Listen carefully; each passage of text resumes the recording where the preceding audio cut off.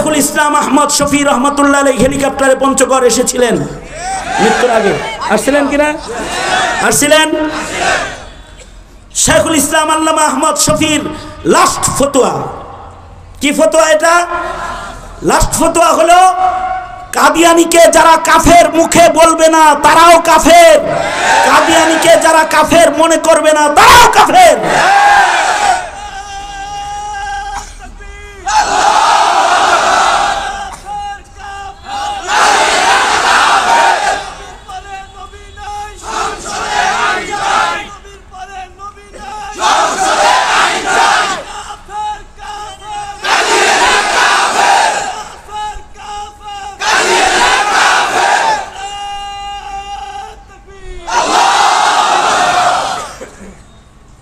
তাইলে মুসলিম ভাইরা আমি যেটা বুঝাইলাম,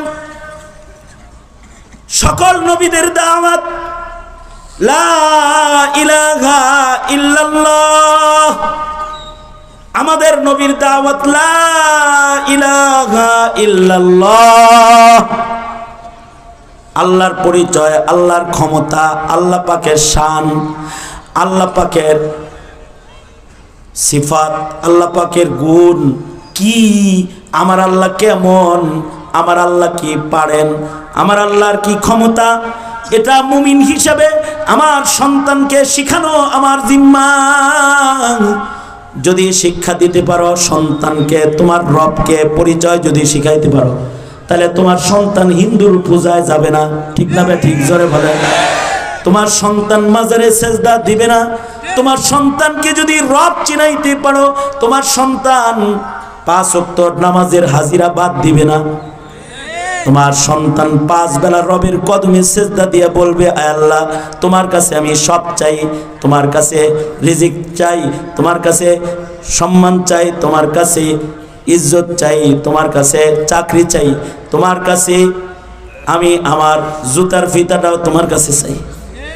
যা লাগবে আল্লাহরে চিনলে বান্দা আল্লাহর কাছে চাইবে। শুধুই মাত্র আল্লাহ চিনলে হয় না, রাসূল না চিনলে ওটা নাস্তিক হয়, ওটা কাদিয়ানি হয়। ঠিক কিনা? যারা আওয়াজ করে বলেন।